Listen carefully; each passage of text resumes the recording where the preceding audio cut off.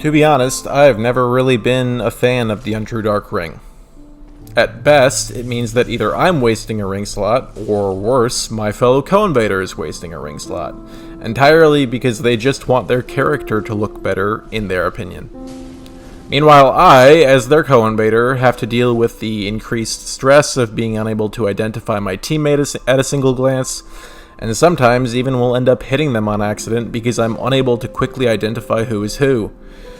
Overall, from a utilitarian stance, the Untrue Dark Ring is an invader's worst nightmare. Plus, if you are an invader, you should be proud of your colors. Show them off. Not liking being red as an invader is like not liking your jersey colors when you're on a sports team. Which, look, I'll admit, to be fair, there are some pretty ugly color combinations for jersey colors out there, but pure red, in my opinion, is not one of them. To be entirely clear, I'm not attacking this dude, and I'm not going to point down at this dude entirely because he's wearing the Untrue Dark Ring. I am doing it because, 1, he watched me get ganked and did nothing, and 2, this actually occurred 5 minutes into the invasion. This invasion started out against a 3-man gank squad. Through an ambush, I separated the host from the phantoms. I killed one phantom with the help of a silver knight, killed the blue with some help from my worse than useless co-invader, killed the co-invader after he attacked me directly after helping me kill the blue like a rabid dog. Then I ran back to the bonfire, killed another blue after getting there while the host resummoned Murakumo guy, and then finally, only then, he showed up wearing the Untrue Dark Ring while I'm on a goddamn 4-kill streak to watch me get ganked. If you're gonna invade Gank City, don't be like this dude. This dude is one of the main reasons I don't invade there anymore. But anyway, okay, my little rant is over. Back to the Untrue Dark Ring. Despite being worse than useless most of the time, from a utilitarian stance, I always carry an Untrue Dark Ring in my inventory. So here's my question for today. If I'm really so opposed to the fashion ring, as many people call it, why would I carry such a useless thing around?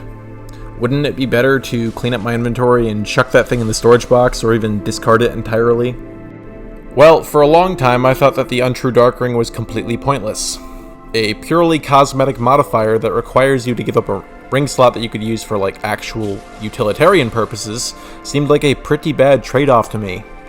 The only thing I really found it good for, which is probably all anybody else really thinks it's good for, is flexing on fools by swapping it off as you riposte somebody, because then you can parry, change colors, and then riposte for maximum swag.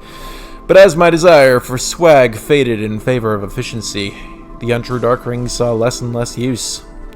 Much like an inexperienced novice who must travel to a far land to attain true power, so I too had to travel to a different world in order to understand how to use the Untrue Dark Ring properly. Welcome to Lordran, land of passive poise, Havel moms, and giant dads. But more importantly, the land that contains one of the worst areas in the Soul series. Up there with Horsefuck Valley, the frigid outskirts from DS2, is the Tomb of the Giants. The Tomb of the Giants' defining characteristic is that it is extremely dark. If you don't have any of the items that let you see better, and don't know where you're going, you're probably doomed to fall off a cliff, never finding a bonfire. But, you might be asking, what does this have to do with the Untrue Dark Ring? Well, if you invade this area, it is unbelievably difficult to see the host without a skull lantern or a sunlight maggot to provide you light as an invader. You can't see them, but because you are glowing invader red, they can see your every action clearly even without a light source. So in this case, there is a very real downside to dousing yourself in cherry juice when you pop that red eye orb, and the host gains a very real advantage just by having a different color scheme. Now, there is no Untrue Dark Ring in DS1, meaning that you cannot hide your aura and level the playing field in the Tomb of the Giants by wearing a ring. But there is an Untrue Dark Ring in DS3, which lets you look just like a host. So here's my question. What is the best way to take advantage of this function in Dark Souls 3 Invasions? Or alternatively phrased, what are the areas in Dark Souls 3 most similar to the Tomb of the Giants, and how can you best use the darkness of these areas to your advantage? Unfortunately for this video, but perhaps fortunately overall, there are no areas in Dark Souls 3 that are as dark as long or as full of giant skeleton dogs as the Tomb of the Giants. However, given that DS3 often gets critiqued as a less inspired ripoff of DS1, it would be completely inappropriate of Miyazaki to do anything less than give us at least a few pretty dark rooms to invade as a nice homage to the previous games in the series. There were two invadable rooms that I thought of right off the bat. The first is in Central Irithyll. Directly after the Church of Yorshka bonfire, there's a quite reasonably dark room full of boxes and invisible Irithyll slaves. Now, I'm not normally one to propose lore theories. I'm kind of a try-hard PvP guy. But, hear me out here. Could this room, in fact, be the Tomb of the Giants before the Irithyll slaves died and turned into skeletons? I'm no lore master, so Vadi will have to get back to me on this one. But, I sent him an email about it about a month or so ago, and I'm sure he'll respond soon. He'll get back to me. He will. We're pros. But anyway, back to tactics. This room is a place where it is useful to wear the Untrue Dark Ring, because it makes you harder to see. Just to show this off, we're going to play a little game of hide and go seek. We're back in first grade. First, you're going to try and spot the invader hiding in the room while they're wearing the Untrue Dark Ring, and then they will take it off, and you'll have to see if you can spot them then. If it gets any easier, I think my point will have been proven.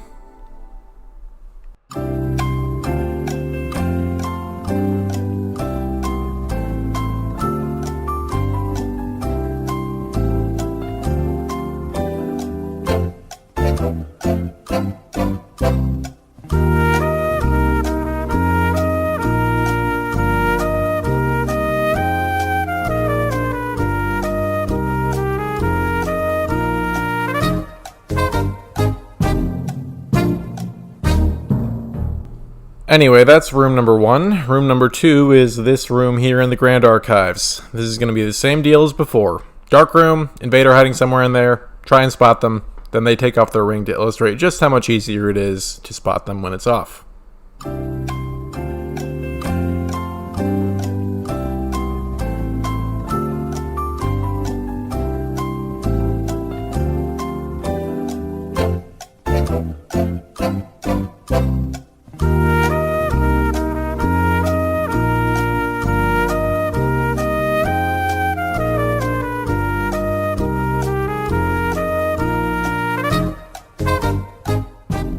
Actually, I'm kind of having a hard time spotting him myself. Wait. He's right behind me, isn't he? Oh shit. Oh shit! Now, if I had to summarize the message of this video so far, it would be the Untrue Dark Ring allows invaders to visually blend into dark rooms better. I think that's a fair overall summary, yes? But now let's talk tactics. How do we best use the advantage this provides us as an invader? Answer number 1 is that we can use it to improve the successes of our ambushes. The room in Central Irithyll features some rafters that you can climb up to high above the rest of the room. This is perfect for plunge attacks. Equip whatever weapon you have that has the highest AR, pop on that silver cat ring, and drop on their heads. With an increased element of surprise on your side, you might be able to finish someone off before anyone else can realize that you're already there. But even if you can only hit a phantom with the one plunge attack before you have to roll away, taking an Estus or more off of a phantom's health bar is a great way to start out the fight. Now, to be entirely fair, the room in the Grand Archives doesn't feature the same natural opportunity for plunge attacks. The only real way I could find to simulate something similar was to drop a relatively worthless item like a prism stone below one of the staircases here, like you've probably seen in a million #trolling montages, and then plunge the host when they come to pick it up. There's rarely much real incentive to go near these staircases for hosts, but your best chance to land a plunge off of one is either the drop an item method or to go by the stairs near the crystal lizards, which hosts are more likely to go near. In any case, the Untrue Dark Ring will help obscure your location in these rooms to increase your odds of remaining hidden until your gravity-based ambush can come to fruition. However, even if your plunge attack fails, or you don't want to wait around for the host in a dark room until they arrive, there is still value to wearing the Untrue Dark Ring in dark rooms.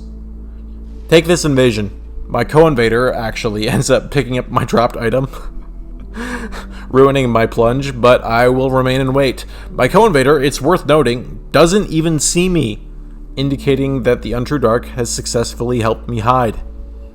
Eventually, my co-invader draws them slightly past me, and then I can just be straight among them like a wolf in the sheep pen, taking the host by complete surprise. If I had executed a little bit better, the ambush would have come off even more cleanly, but even still it was remarkably successful, all due to the Untrue Dark Ring obscuring my true nature.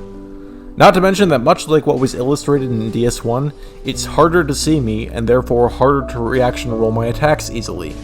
Obviously not impossible, but any sort of advantage that allows you to hit your opponents more easily is invaluable in invasions. Now, please keep in mind that normally, I would not have hidden while my co-invader fought alone, just for the sake of an ambush. If I wasn't trying to get footage for the video, I would have taken off the Untrue Dark Ring and gone to help.